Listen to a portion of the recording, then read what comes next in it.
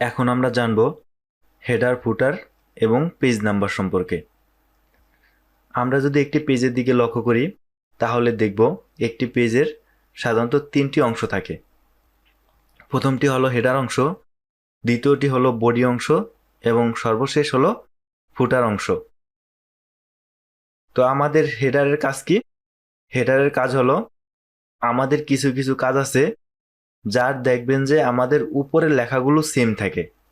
তো আপনারা যদি আমাদের এই পেজের দিকে লক্ষ্য করেন তাহলে দেখেন এখানে এই উপরে যেই লেখাটুকু আছে এই লেখাটুকু আমাদের প্রত্যেকটা পেজের উপরে আছে এবং লেখাগুলো সেম। তা আমাদের যদি কখনো এরকম প্রয়োজন হয় তাহলে আমরা হেডার ব্যবহার করতে পারি। তো হেডার ব্যবহার করলে সুবিধা কি, যে আমাদের হেডার ফাংশনটা অন করে এই লেখাগুলো একবার লিখে দেব, তাহলে কি হবে, আমাদের এই লেখাগুলো প্রত্যেকটা পেজের উপরে চলে যাবে। তো চলুন দেখে নেই কিভাবে এই হেডার অপশনটি চালু করতে হয়। তো আমরা নতুন একটি পেজ নিলাম। তো এইদিকে একটু ভালোভাবে লক্ষ্য করেন তাহলে দেখেন এখানে আমাদের হেডার অপশনটি আছে। যদি আপনি হেডারের এই অপশনে ক্লিক করেন তাহলে একটি ডায়লগ বক্স ওপেন হবে। তো এখান থেকে আমরা সরাসরি এডিট হেডারে চলে আসবো। যদি আমরা এডিট হেডারে ক্লিক করি তাহলে দেখবেন আমাদের পেজে একটি মার্জিনের মতো দেখা যাচ্ছে, তার উপরে কার্সরটি চলে গেছে। তো এখন এটা হচ্ছে আমাদের হেডারের অংশ। যদি আমি এখানে কোনো কিছু লিখে দেই তাহলে ওই লেখাটা প্রত্যেকটা পেজের উপরে চলে যাবে। তো আমরা আসলে এখানে কিছু লিখি, তারপরে দেখি যে কি হয়। যদি আমরা হেডারে কিছু লিখতে চাই তাহলে আমাদের সর্বপ্রথম হোমে আসতে হবে। হোমে আসার পরে নো স্পেসিং, তারপরে আমাদের ফন্টের নাম, আমরা কোন ফন্টে লিখতে চাই সেটি সিলেক্ট করতে হবে, তারপরে আমাদের ফন্টের সাইজ। তো আমরা এখানে ফন্টের সাইজ সিলেক্ট করে দিলাম। আমি লিখলাম ইজি কম্পিউটার।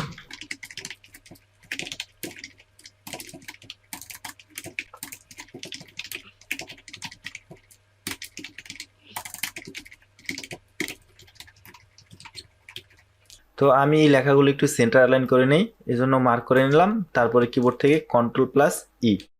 তো আমাদের লেখাগুলো মাঝে চলে গেল। এবার আমি চাচ্ছি যে ইজি কম্পিউটার এই লেখাটা একটু বড় করে দিতে। কন্ট্রোল+থার্ড ব্র্যাকেটের মাধ্যমে লেখাগুলো একটু বড় করে দিতেছি। তারপরে আমাদের থানা রোড এই লেখাটা একটু বড় করা দরকার, এটিও আমি বড় করে দিলাম। এরপরে মোবাইল নাম্বারটা ঠিক আছে। তারপরে এইদিকে আরো কিছু অপশন থাকতে পারে। তো আমরা যদি এরকম একটি প্যাডের দিকে লক্ষ্য করি তাহলে দেখবেন যে আমাদের প্যাডের এরকম উপরে অনেক লেখা থাকে কিন্তু আমাদের বডির ভিতরে লেখাগুলো ভিন্ন ভিন্ন হয়। তো এখন আমরা এই যে যে মার্জিন আছে এই মার্জিনের নিচে আমরা ডাবল ক্লিক করব। যদি আমরা মার্জিনের নিচে ডাবল ক্লিক করি তাহলে আমাদের হেডারের অপশন থেকে আমাদের যেই বডি আছে বডির মধ্যে কার্সরটা চলে আসবে এবং লেখাটা একটু অস্পষ্ট দেখা যাবে। কিন্তু লেখাটি যদি আমি প্রিন্ট করি তাহলে কিন্তু ঠিকই স্পষ্ট কালারের বের হবে। তো আমাদের এটি একটু অস্পষ্ট দেওয়ার একটাই কারণ, সেটি হলো যাতে আমরা বুঝতে পারি এই লেখাটুকু হেডারের মধ্যে আছে। তো এখন যদি আমরা একটা নতুন পেজ তৈরি করি তাহলে দেখবেন এই লেখাটা প্রত্যেকটা পেজে চলে গেছে। তো এজন্য আপনাকে অবশ্যই আপনার এই যে যে মার্জিনটা ছিল আগে তার নিচে ডাবল ক্লিক করে কার্সরটা আনতে হবে। তো এখন আমি এখানে একটু লিখে দেই।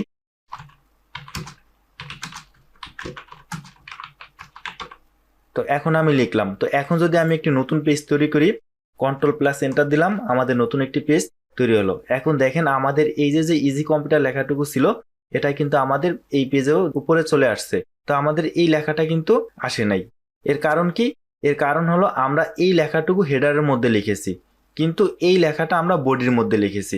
যদি আমরা এই লেখাটাও হেডারের মধ্যে লিখতাম তাহলে আমাদের কিন্তু প্রত্যেকটা পেজে চলে যেত। তো এখন যদি আপনি চান শর্টকাটে হেডার অ্যাক্টিভ করতে তাহলে আমাদের এই যে যে হেডারের লেখা আছে এইখানে ডাবল ক্লিক করবেন, তাহলেই দেখবেন আমার হেডার অপশন চলে গিয়েছে। এখন আবার দেখেন আমাদের বডির লেখাটা একটু অস্পষ্ট হয়ে গেছে। এর কারণ হলো আমরা এখন হেডারের মধ্যে আছি। তো এখন হেডারের সবচেয়ে বড় সুবিধা কি, যে আমাদের যদি কোথাও ভুল হয় তো ভুলটা যদি আমরা সংশোধন করি তাহলে কিন্তু যে কোনো একটা পেজে ভুলটা সংশোধন করলেই প্রত্যেকটা পেজে আমাদের এটি চলে যাবে। তো আমি চাচ্ছি এখানে এই 7 কেটে এখানে আমি 6 লিখতে। তো আমি এখানে 6 লিখে দিলাম। এরপরে আমাদের যে বডি আছে আমরা বডির ভিতরে ডাবল ক্লিক করলাম। তো দেখেন আমাদের এই যে যে 6 লেখা আছে তো এটা কিন্তু প্রত্যেকটা পেজে পরিবর্তন হয়ে গেছে। তো আমি যদি আরো কয়েকটা পেজ তৈরি করি তাহলে আপনারা দেখবেন যে প্রত্যেকটা পেজে এই লেখাটা চলে গেছে। তো আমি একটু জুম কমিয়ে নেই। এই যে দেখেন জুম কমানোর পরে আমাদের এই লেখাটা কিন্তু প্রত্যেকটা পেজের উপরে চলে গিয়েছে। তো এটা হলো আমাদের হেডারের কাজ। এরপরে আছে ফুটার। তো হেডার আর ফুটার একই জিনিস, শুধু একটাই পার্থক্য, সেটি হলো যদি আমরা হেডার অ্যাক্টিভ করি তাহলে লেখাগুলো পেজের উপরে থাকবে আর যদি আমরা ফুটার অ্যাক্টিভ করি তাহলে লেখাগুলো পেজের নিচে থাকবে। তো আমরা যদি হেডার অ্যাক্টিভ করি তাহলে কিন্তু ফুটার অটোমেটিক অ্যাক্টিভ হয়ে যায়। তো আমরা দেখি এই হেডারের উপর ডাবল ক্লিক করি। তো এখন দেখেন এই যে আমাদের হেডারটা অ্যাক্টিভ আছে। যদি আমরা একটু নিচের দিকে আসি তাহলে দেখেন আমাদের এই ফুটারের মধ্যেও লিখতে পারবো। মোট কথা আপনি যদি হেডার অপশন চালু করেন তাহলে ফুটার অটোমেটিক চালু হয়ে যাবে। তো এখানে আপনি যা লিখে দেবেন সেটি কিন্তু প্রত্যেকটা পেজের ফুটারের মধ্যে চলে যাবে। তো আমি এখানে একটি ইমেল অ্যাড্রেস লিখে দিই।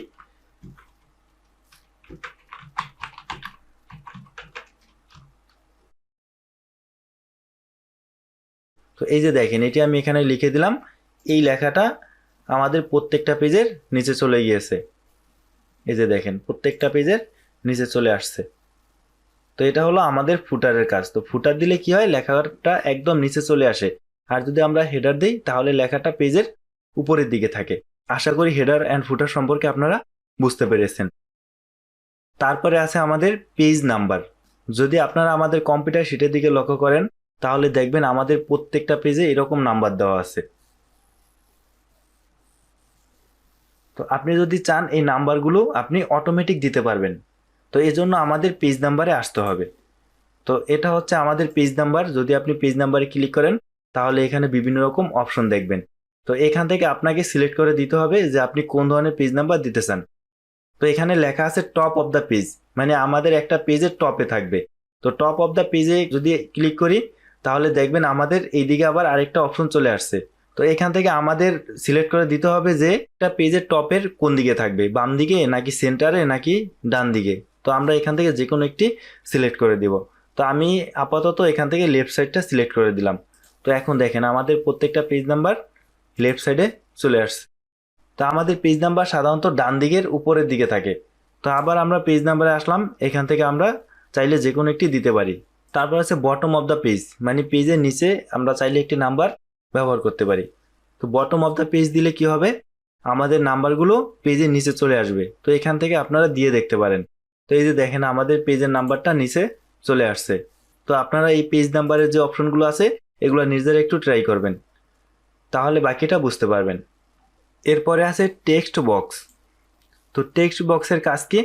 টেক্সট বক্সের কাজ হলো যে আমরা একটি বক্সের ভিতরে কোনো লেখা লিখতে পারবো। যদি আমরা কোনো বক্সের ভিতরে লেখা লিখি তাহলে এর সবচেয়ে বড় সুবিধা হচ্ছে যে আমরা লেখাটাকে চাইলে যে কোনো জায়গায় মুভ করে নিতে পারবো। তো আমরা চাইলে এখান থেকেও টেক্সট বক্স ব্যবহার করতে পারি, অথবা আমাদের যেই শেপ ছিল শেপসে থেকে আমাদের প্রথম যেই বক্সটি দেওয়া আছে সেটি হলো টেক্সট বক্স। যদি আমি এখানে ক্লিক করি, ক্লিক করার পরে আমি চাচ্ছি এখানে একটি টেক্সট বক্স নিতে, তো আমি এখানে মন মতো ড্রয়িং করে দেব। তো আমি এখন চাইলে এর ভিতরে কোনো কিছু লিখতে পারি। তো আপনারা এই অ্যাপ্লিকেশনটার দিকে যদি লক্ষ্য করেন তাহলে দেখবেন আমাদের নিচে একটি লেখা আছে। যদি আপনি এই লেখাগুলো স্বাভাবিকভাবে লিখতেন তাহলে কিন্তু আপনি এত সুন্দর করে লিখতে পারতেন না, এবং আপনি চাইলে কিন্তু ডানে বা বামে সরাতে পারতেন না। তো আমাদের এই লেখাটা একটা টেক্সট বক্সের মধ্যে লেখা আছে। যদি আমি লেখার মধ্যে ক্লিক করি তাহলে আপনি সেটি দেখতে পাবেন। তো দেখেন এই লেখাটুকু আমাদের একটা টেক্সট বক্সের মধ্যে দেওয়া আছে। এখন আমি চাইলে এই লেখাটাকে যে কোনো জায়গায় মুভ করে খুব সহজেই নিতে পারবো। তো এটাই হচ্ছে আমাদের টেক্সট বক্সের সবচেয়ে বড় সুবিধা। তো চলুন দেখে নেই কিভাবে টেক্সট বক্স ব্যবহার করতে হয়। আমরা চাইলে টেক্সট বক্স এইখান থেকেও নিতে পারি, অথবা আমরা শেপ থেকেও নিতে পারি। তবে আপনাদের জন্য সবচেয়ে সুবিধা হবে শেপ থেকে এই টেক্সট বক্স ব্যবহার করলে। তো আমরা শেপ থেকেই এই টেক্সট বক্সটি সিলেক্ট করলাম। এরপরে আমাদের মন মতো টেক্সট বক্সটি তৈরি করে নিব। এরপরে এর ভিতর যদি আমরা কোনো কিছু লিখতে চাই, লেখা শুরু করার আগে আমাদের হোমে আসতে হবে। হোম থেকে নো স্পেসিং এবং ফন্টের নাম এবং সাইজ সিলেক্ট করে দিতে হবে। তো আমরা যেহেতু ইংরেজি লিখবো আমরা এখানে লিখে দিলাম টাইমস নিউ রোমান এবং ফন্টের সাইজ নিলাম 14। তো এবার আমি এন্টার দিলাম। তো এখানে আমি লিখলাম ইজি কম্পিউটার, এন্টার দিলাম। আমি এখানে লিখলাম মোবাইল নাম্বার।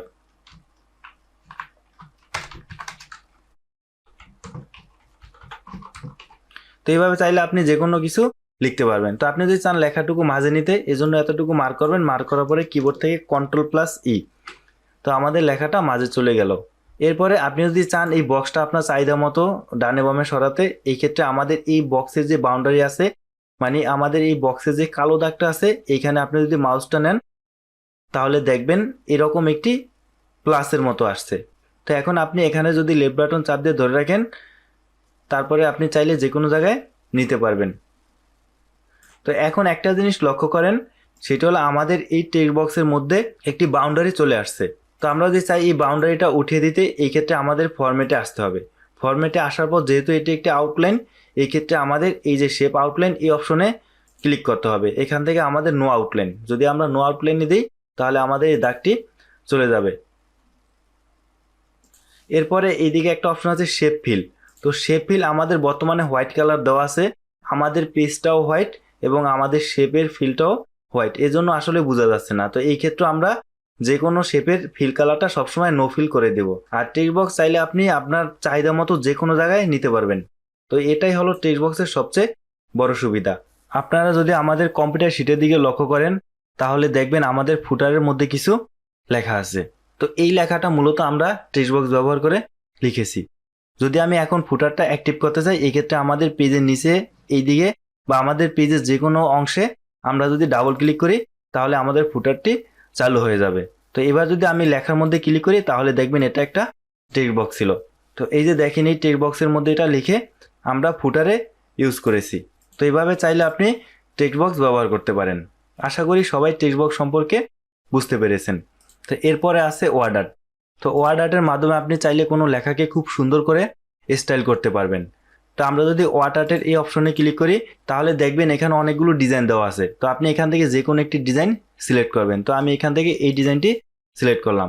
এরপরে এখানে লেখা আছে ইউ টেক্সট হেয়ার। তো এই লেখাটা কেটে আপনার যা লেখা দরকার আপনি সেটি লিখে দিবেন। তো এখানে আমি লিখলাম ইজি কম্পিউটার ট্রেনিং সেন্টার।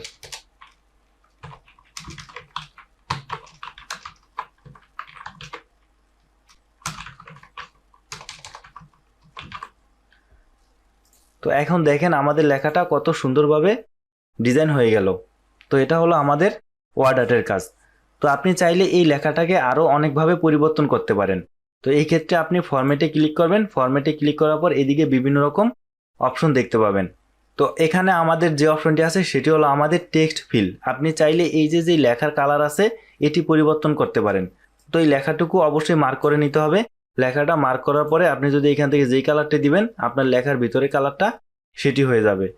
তারপরে আছে টেক্সট আউটলাইন। আপনি যদি এখানে ক্লিক করেন তাহলে দেখবেন টেক্সটের চারিদিকে একটি আউটলাইন চলে আসছে। তারপরে আছে টেক্সট ইফেক্ট। যদি আপনি টেক্সট ইফেক্টে ক্লিক করেন তাহলে এখানে লেখার বিভিন্ন রকম স্টাইল করতে পারবেন। তো এখান থেকে আমাদের একটি অপশন আছে ট্রান্সফর্ম। যদি আপনি ট্রান্সফর্মে ক্লিক করেন তাহলে এই দিকে আরও বিভিন্ন রকম ডিজাইন দেখতে পারবেন। আপনি চাইলে আপনার মন মতো লেখাকে এখান থেকে সাজিয়ে নিতে পারবেন। তো আমি এখান থেকে এটিতে ক্লিক করলাম। তো অনেক সময় দেখবেন যে আমাদের লেখা এরকম থাকে। তো আপনি চাইলে ট্রান্সফর্ম থেকে এই লেখাটা এইরকম স্টাইল করে নিতে পারবেন। তো আপনি যদি চান এই লেখাটা আরও বাঁকা করতে, এই ক্ষেত্রে আপনি এই কর্নারে ক্লিক করবেন, তারপর এটি ড্র্যাগ করবেন, তাহলে দেখবেন আপনার লেখাটা আপনার মন মতো রাউন্ড তৈরি হয়েছে। তো ওয়ার্ড আর্টের মাধ্যমে চাইলে আপনি কোনো লেখাকে খুব সুন্দর করে ডিজাইন করতে পারেন। এরপরে আছে ড্রপ ক্যাপ। তো ড্রপ ক্যাপ কী করে? ড্রপ ক্যাপ একটি সেন্টেন্সের প্রথম বর্ণটি অনেক বড় করে দেয়। তো আমরা যদি এখানে কার্সরটা রাখলাম, রাখার পরে আমি যদি ড্রপ ক্যাপে ক্লিক করি তাহলে এখানে আমি কোন ধরনের ড্রপ আমরা ব্যবহার করতে চাই সেটিতে আমরা সিলেক্ট করে দিব। তো এটি দেওয়ার পরে দেখবেন আপনার প্রথম বর্ণটা অনেক বড় হয়ে গেছে। তো এটা সাধারণত আমরা পত্রিকায় দেখতে পাই। তো পত্রিকার ক্ষেত্রে আমাদের এই ড্রপ ক্যাপ ব্যবহার করে। যদি আমি চাই ড্রপ ক্যাপটি উঠিয়ে দিতে, এক্ষেত্রে আমরা আবার ড্রপ ক্যাপে ক্লিক করব, সেখান থেকে আমরা নান সিলেক্ট করে দিব। তো এটা হলো ড্রপ ক্যাপ। আশা করি ড্রপ ক্যাপ বুঝতে পেরেছেন। এরপরে আছে ইকুয়েশন। তো ইকুয়েশনের মাধ্যমে আমরা চাইলে আমাদের বীজগণিতে যত সূত্র আছে সবগুলো লিখতে পারি। তো এর আগে আমরা এই সূত্রগুলো লিখেছিলাম, কিন্তু যদি আমাদের এই ধরনের কোনো সূত্র লেখার প্রয়োজন হয় তাহলে অবশ্যই আমাদের ইকুয়েশন ব্যবহার করতে হবে। ইকুয়েশন ছাড়া এই সূত্রগুলো লেখা সম্ভব না। তো আমরা যদি ইকুয়েশনে ক্লিক করি তো এখানে লেখা আছে ইনসার্ট নিউ ইকুয়েশন। তো আমরা এখানে ক্লিক করব, তাহলে ডিজাইন নামে একটি ট্যাব আসবে। তো সেখান থেকে বিভিন্ন অপশন সিলেক্ট করে আমরা যে কোনো সূত্র লিখতে পারবো। তো যদি আমি x⁵ প্লাস 1 বা x⁵ এই সূত্রটি লিখতে চাই, এই ক্ষেত্রে আমাদের স্ক্রিপ্ট এই অপশনে ক্লিক করতে হবে। এখানে ক্লিক করার পর আমাদের এইটার সাথে যেটা ম্যাচিং করে সেটি আমাদের সিলেক্ট করতে হবে। তার মানে আমাদের এইখানে দুইটি বক্স দেওয়া আছে, একটি হলো বেজ আর একটি হলো পাওয়ার। তো আমাদের এটাই দরকার। তো আমি এটাতে ক্লিক করলাম। তো প্রথম ঘরে যেহেতু আমাদের বেজ, তো আমি বেজটা লিখে দিলাম। তারপরে যেহেতু পাওয়ার, আমি পাওয়ারটা লিখে দিলাম। তারপরে আমি কার্সরটা ক্লিক করে আমি এখানে প্লাস দিয়ে দিলাম। তো প্লাস দেওয়ার পর আমাদের ফ্র্যাকশন দরকার, মানে উপরে 1 থাকবে এবং নিচে x⁵ থাকবে। এই ক্ষেত্রে আমাদের এই ফ্র্যাকশনে ক্লিক করতে হবে। ফ্র্যাকশনে ক্লিক করার পর আমি এটি সিলেক্ট করে দিলাম। এরপরে আমাদের এখানে লিখতে হবে 1 এবং এখানে লিখতে হবে x⁵। তো এটার মধ্যে আমাদের স্ক্রিপ্ট নামে এই অপশনটি নিতে হবে। তো এটি নেওয়ার পর এখানে আমি লিখে দিলাম x এবং এখানে লিখে দিলাম 5। তো এই তো, চাইলে আমরা এইভাবে কোনো সূত্র লিখতে পারি। তো এখান থেকে বীজগণিতের যত সূত্র আছে চাইলে আপনারা লিখতে পারবেন। তো আপনাদের প্রথম কাজ হলো এই অপশনগুলো খুব ভালোভাবে দেখা এবং আপনারা বিভিন্ন সূত্র লেখার চেষ্টা করবেন। এরপরে আছে সিম্বল। তো সিম্বলের কাজ কি? সিম্বল হলো বিভিন্ন প্রতীক। আমরা যদি চাই লেখার গ্যাপে গ্যাপে কোনো প্রতীক ব্যবহার করতে, এই ক্ষেত্রে আমরা সিম্বল ব্যবহার করব। তো আমরা যদি ফেসবুকে কোনো মেসেজিং করি, তো মেসেজিংয়ের সাথে কিন্তু আমরা কোনো ইমোজি পাঠাই। তো আমাদের সিম্বল হচ্ছে সেম জিনিস। তো আপনি যদি সিম্বলে ক্লিক করেন, সিম্বলে ক্লিক করার পর মোর সিম্বল, যদি মোর সিম্বলে ক্লিক করেন তাহলে একটি বক্স আসবে। তো এখান থেকে আপনার যেই সিম্বলটি দরকার আপনি সেটি সিলেক্ট করবেন। তো আমাদের এই সিম্বলে ক্লিক করার পর ইনসার্টে দিলাম। তো এখন দেখেন এই সিম্বলটি আমাদের এই লেখার মাঝে চলে আসছে। তো এরপর আমাদের এইখানে একটি সিম্বল দরকার। তো এইখানে আমি ক্লিক করলাম। ক্লিক করার পরে সিম্বলে ক্লিক করলাম, মোর সিম্বল, এইখান থেকে আমি এই সিম্বলটি সিলেক্ট করে দিলাম। তো এই সিম্বলের ব্যবহারগুলো কিন্তু আমরা বুলেটসের ক্ষেত্রে করেছিলাম। বুলেটসের ক্ষেত্রে এই সিম্বলগুলো ব্যবহার করলে কি হয়, যে আমাদের সিরিয়াল বাই সিরিয়াল আসতে থাকে। কিন্তু আমরা যদি এখান থেকে সিম্বল ব্যবহার করি তাহলে আমরা চাইলে আমাদের লেখার মাঝে মাঝে এই সিম্বলগুলো ব্যবহার করতে পারবো। তো এটা ছিল আমাদের সিম্বলের ব্যবহার। আশা করি সিম্বল সম্পর্কে সবাই বুঝতে পেরেছেন।